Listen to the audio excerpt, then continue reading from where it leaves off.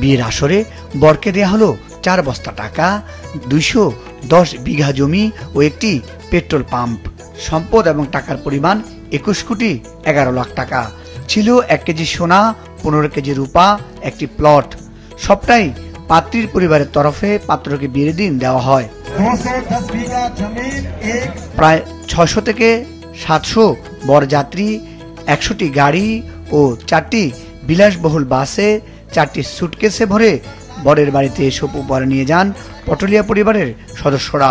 বিয়ের এই অনুষ্ঠানটিকে রাজকীয় শোভাযাত্রার সাথে তুলনা করেছেন স্থানীয়রা। এই বিশাল উপহার দিয়েছেন পটলিয়া পরিবারের 4 ভাই, ভাওয়ারলাল, রামচন্দ্র, সুরেশ এবং ডাক্তার করণ পটলিয়া। বর শ্রেয়াংশ চাবা হলেন বিজিবির প্রাক্তন রাজ্য সাধারণ সম্পাদক জগবীর চাবা ও কমলা দেবীর পুত্র।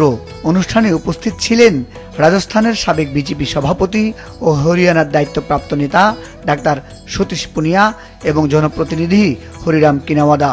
পটলিয়া পরিবারের সদস্যদের মধ্যে রয়েছেন আইনজীবী, ব্যাংক ম্যানেজার ও ঠিকাদারও।